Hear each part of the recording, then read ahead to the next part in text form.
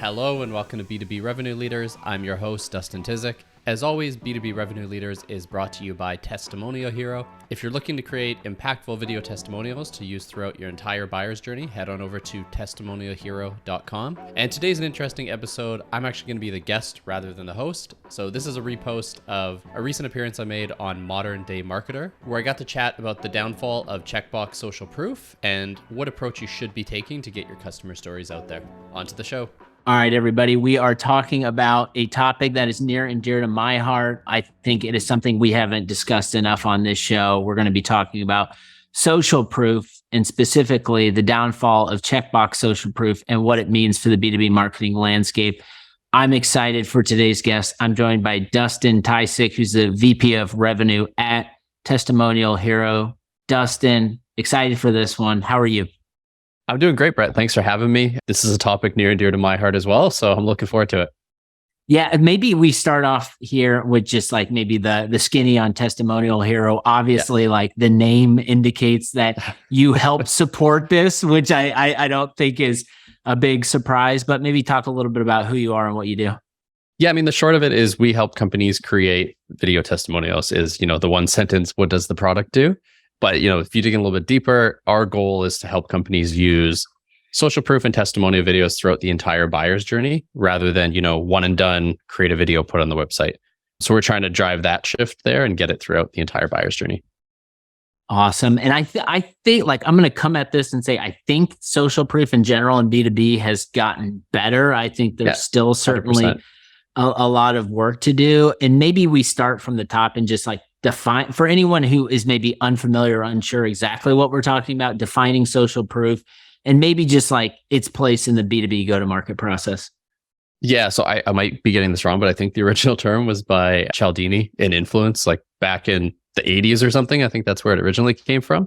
But basically it's, people copy the actions of others. So seeing others who recommend a product has more of like a psychological and emotional impact and helps them see that, okay, maybe this is a product worth or service worth considering. So that's kind of the, I guess, old school definition of it. What it kind of morphed to, especially in B2B, was case studies and reference calls for the longest time. And then I feel like now it's coming out of that and really expanding from there.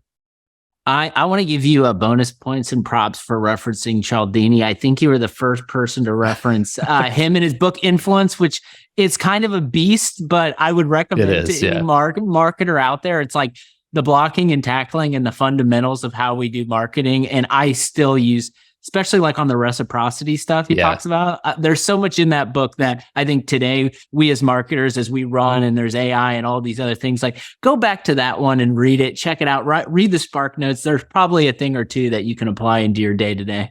Yeah, I mean, you can ask ChatGPT to summarize it and get it that way. There you go. And so maybe like types of social proof that fit in kind of this checkbox category. I mean, you reference some, but maybe like expand on that a little more. And why don't they work now like they maybe would have worked 5-10 years ago? Yeah. So I think to me, when I say checkbox, I mean something at the end of the journey that they have to do, usually for their boss. Like even when we hire, right? Most of the time reference calls, you have to do them, but unless they say something completely crazy, it's already a done deal by that point. And that's usually what social proof is. It's a case study towards the end of the sales process or a reference call towards the end of the sales process. And that worked okay when buyers controlled the entire journey, when sellers controlled the journey. But now buyers self-educate, they do 80% of their work before they reach out to you. So if you're not getting social proof throughout that journey, you're probably losing deals you're not even aware of. So that's been kind of the shift there is, buyer behavior has changed substantially. And that old school kind of generic checkbox content at the end, people don't get to that stage anymore. So I think there's so many things that we still do that I consider, this is right, this show is Modern Day Marketer. We talk about these things, but there's still like so many of these old school things that we do as marketers because it's maybe what we always learned. It's what got our boss's boss promoted. It's what we view as a successful strategy. But the shift, right, has been this shift in like the buyers having all the control and the sellers not having as much. And I know there's a lot of things. There's like social proof, there's forums, there's all of these things we talk about, but maybe share like how we can maybe elevate like this a little bit further? Because I feel like outside of like a conversation like this, most marketers who are doing it probably don't even know they're doing something that's expired. Yeah, I mean, that's a tricky one because I find, like, even in my past, lots of times I would say create case studies that I wasn't pumped about, but sales says, hey, I want a case study from this industry. And that's kind of a checkbox thing as well. You have a spreadsheet. Yeah, I need one of these. I don't really care if it's an interesting story, all of that. So I think if marketers look internally at some of the stuff they've created before, and speaking for myself as well, a lot of it wasn't good. Like, it didn't have a compelling story. So I think it's just taking that pause and thinking with any content, would I actually read this? Would I actually care about this? And if not, and if it's just some 2,000 word beast that's going to live on your website that no one's going to look at, think about different ways to do it or how to chop it up and, take a different approach. I love it. And maybe I'll share some of kind of how I think about this and would love to hear maybe some kind of alternatives to this old school thinking. But, we're a small company, and it's like you protect every customer you get in the door, right? You try to learn from them, try to figure out how I can take what we're learning and apply to get more of these same type of customers, especially if they're happy. So it's as simple as like, all right, going to a website, making sure that their logos are there, making sure that like we at The Juice are curating their content on social and doing all of those things, making sure they're a part of our content to help maybe not validate our product, but validate our point of view on just the problem we saw in the market. So like those are some things that like hand-to-hand combat with the customer and making sure that they're just like in everything we do is kind of how I think about it at The Juice. But I'd love to learn a little bit more from you just in terms of what are some of these modern alternatives that you think about? Yeah. So, I mean, a lot of it, like, this is, I think, a trend, or not even a trend, it's the reality across content now, is you have to chop things up to bite-sized pieces depending on the journey. And I think that's really key. So that's kind of where I was going with, this 2-minute testimonial, or even let's say a 2,000 word case study. If I'm super early days and I'm looking at, let's just say I'm looking for a sales engagement tool and I have 5 on my list, I'm not going to go read 5 case studies that sound the same from each company. What I will do is I'll watch a 30-second video or, anything like that that's nice and short. So it's creating the right content to fit the right stage. And then the other part is you're asking for, potentially 30, 40 minutes of your customer's time. Make the most out of it. Don't do like a one and done generic piece. Create something that you can chop up and actually take the time to do that so that you can, distribute it throughout the entire journey. I love to, there's this thread that's moving in B2B marketing, and it's just like kind of the rise of the individual creator or the rise of the individual at companies. And I think about this a lot, and I'd love to know your perspective with the social proof lens. Like, what do you think is more important? Is it more important to highlight a brand that is your customer, or is it more important to highlight a person that is using your product that works for said brand? Like, what do you think? What do you lead with? Yeah, it's tough. I mean, if it's a giant company, there is something to be said for that and having that social proof of this massive company that could show anyone with us. But I do think the more compelling stories are from the individual point of view, because that's what you relate to. If you told me, Microsoft used our product, okay, cool. If you told me the VP of marketing at this company used our product, this was the result. This is, he got promoted because of it. He made a big change at the company. Here's the compelling story. I would relate to that more because people relate to people, not to, faceless corporations. So, a little bit of both. If you have that massive company, why not get some social proof, but tell it from the lens of the actual person, not the company. I love that. And maybe just like to click one more layer deeper, I think about social proof we get prospecting emails all the time. Everybody who's listening to this show gets it. And oftentimes, I feel like it's one of those cases where the SDR or the BDR or the sales rep on the other end, they're trying, right? They put in the social proof and they put in companies or brands that are using their product. But when I, as the future customer of theirs, potentially look at the logos, they don't feel like The Juice. It's not. We are not Microsoft. We are, and so like there's a little bit of a disconnect. So I'm curious: is there maybe a wrong way to use social proof in your opinion? Yeah, I mean, I think first off, you need a lot of it so you can actually be relevant. I think that's kind of the wrong way. Sometimes people think they have 5 logos, for example, that they have case studies or testimonials from, and they think that's enough, but they might not have full coverage, and not even from a does this company look like me perspective, but from a what are the problems I'm experiencing perspective. So like one of our objections we get from large companies, for example, just as a concrete example here, is we have an in-house video team. We don't need you. So, we have HubSpot saying we also have a giant in-house video team, but we work with them because of XYZ. We have similar things for like startup companies where they have different problems. It's a bandwidth thing. So you have someone like them talking to that specific problem. So I think people underestimate the amount of content they need, and they should do it kind of like how they would do a website. What are the question, fears, and doubts people are experiencing at each stage? And then kind of matrixing and mapping it out so that you have coverage across all of it. I love it. That makes a ton of sense. And maybe I want to get into like talking a little bit about the research component and just maybe as a marketer. I think about as we've expanded our business, right? We've got many different types of customers now, and they maybe different roles who use our product to do certain things. And so that doesn't those use cases, they vary as we've grown as a business. So like when I think about research, I think about like going in, talking to CS, learning about how the demand gen marketer is using it, learning how the brand marketer is using it. And so to me, it's maybe like a little digging into HubSpot or Salesforce, or that conversation with the CSM or potentially the sales rep who closed the deal. Maybe talk a little bit about just like how you think about the research component. Is it those motions? Is it more? Talk a little bit about that. Yeah, pretty similar actually how I think about it. To figure out, as marketers, we're covering the whole journey where we should be, at least from awareness to renewal, expansion, upsell. But CS is closest to the customer, sales is closest to the prospect. So that is where I go. So if we're going to, say I got a customer who agreed because they have a compelling story, I'm going to go to the rep, I'm going to go to the CS person, ask for the details, ask for anything that came up in the journey, because I think it's important to know that so you can ask intelligent questions. If you're asking the same 15 questions in every interview, like imagine your podcast, if you just asked everyone the same question. After 2 or 3, it's pretty boring. So kind of a similar approach there on the customer side.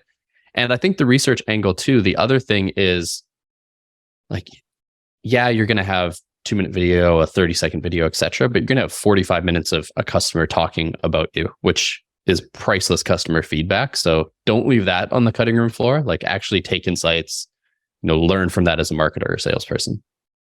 I love it. And maybe I wasn't thinking about this up until you described that about a customer talking about us. But so like sometimes we as the marketers are the proactive ones that are saying, hey, our CSM says you're loving the product. Yeah. We're doing this podcast. We're doing this webinar. We'd love for you to be a part of it. And through that, right, you get social proof, you gain testimonials.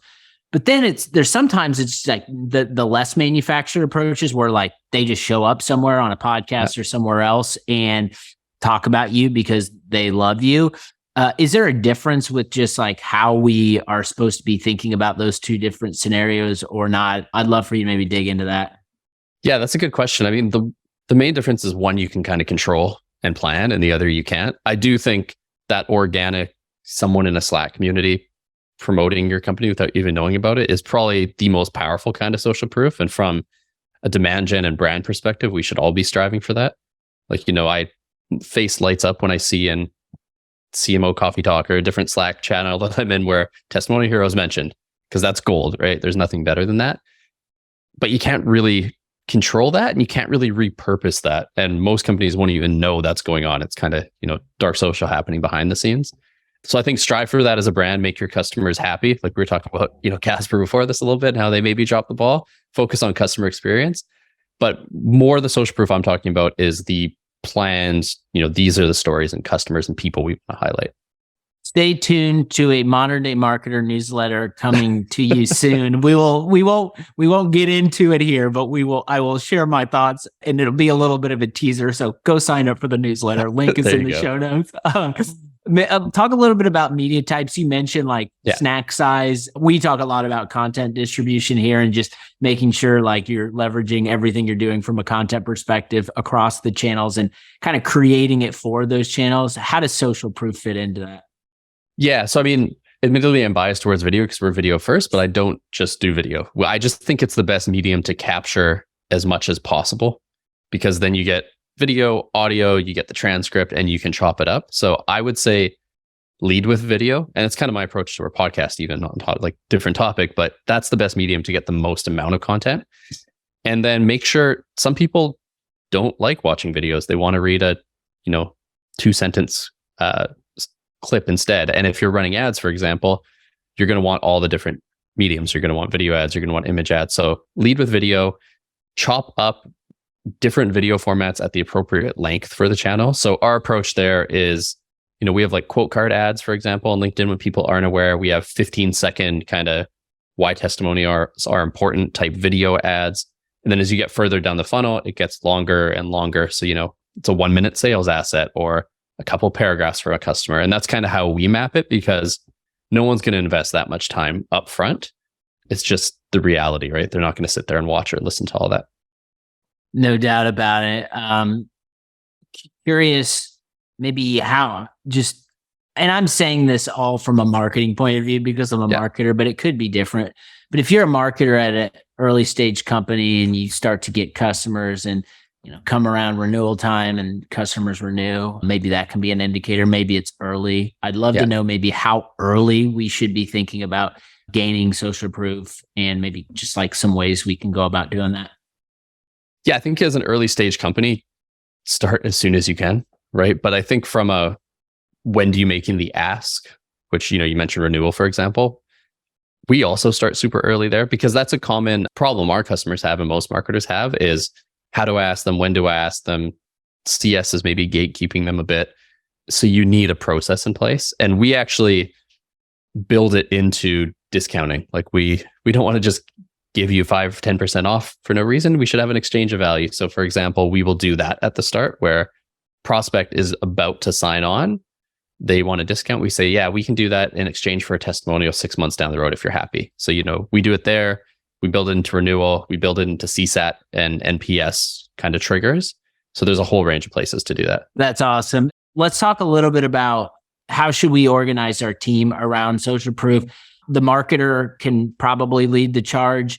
Chances are that most of the rich information and stories are within CS. Maybe talk a little bit about like good ways to get those stories out so that you can then go apply them to just your website, your email campaigns, that sort of thing. Yeah, I think it's like a bigger company issue that I think most companies should have an actual unified revenue team between marketing, sales, and CS, or at least some overlap between them so that they're connected. Otherwise, this is really hard. Like I think anyone who's been in marketing for a while has had that where sales won't let you talk to their prospects. CS might not let you talk to their customers and they kind of hold them close sometimes. And there's a bit of red tape. So I think that's the key first is set that up. And the other part is get them bought into seeing the value. It's, it's really easy with sales because best salespeople have in their mind 24 customer stories that they pull out on the fly. Like they have those, so they see the value. So, get them bought in, bring them along the journey and make it a collaborative thing. So as you're mapping, what does a prospect need to hear? Talk to sales. What does someone need to hear to renew or upsell or try this new product? Talk to CS. Then they're bought in. It just makes the process way, way easier. And it's like a collaborative effort rather than marketing driving this thing that CS and sales don't want to deal with right now. No doubt. And we always want to measure things. I know sometimes it makes sense. Sometimes it doesn't, but I'm curious, is there a success metric? What is a successful implementation of, this social proof process start to look like? Yeah. So, in our case, depending where it goes in the funnel, depending what we measure.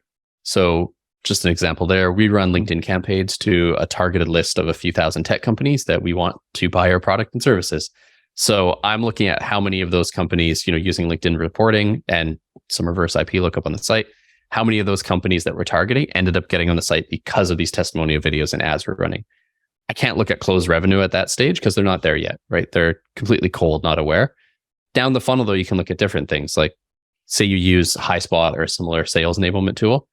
You can look at, how often these social proof assets were used at that stage. Of course, on the website, you can track with Vidyard, Wistia, you can build CTAs and track directly that way. So I think that's the key is first look at where you're using the content and then figure something to measure it. Because that your CFO, especially nowadays, is always going to ask that. How do we figure out if this is successful? And you can't just say, trust me, because they don't trust you right now. It's hard to get budget. So yeah, really think about the stage first. I love it. I learned a ton in this conversation just regarding social proof, some of the things that I wasn't necessarily thinking about before this call. I hope you all did too. Dustin, this was a ton of fun. Excited about what you're all doing at Testimonial Hero. We'll have to talk more about social proof because I think this is the first time we've dedicated an episode to it on Modern Day Marketer. So appreciate your time. Yeah, Brett, thanks for having me. That was fun. And if anyone wants to reach out, connect on LinkedIn. I'm always open to it. Thanks for listening to this episode. If you enjoyed it, go and check out Modern Day Marketer with Brett McGrath. Great podcast, lots of good content there. And my key takeaway for this episode is just don't treat customer stories like a checkbox item. It is kind of the short of it, really. I mean, yes, you should have a list of the stories you want to tell and the targets you want to hit and all of that, but think about how you're actually going to use them and think about distribution and repurposing so that you can get more out of everything you put together and actually drive impact and drive revenue. That's all I got for this one. See you next week.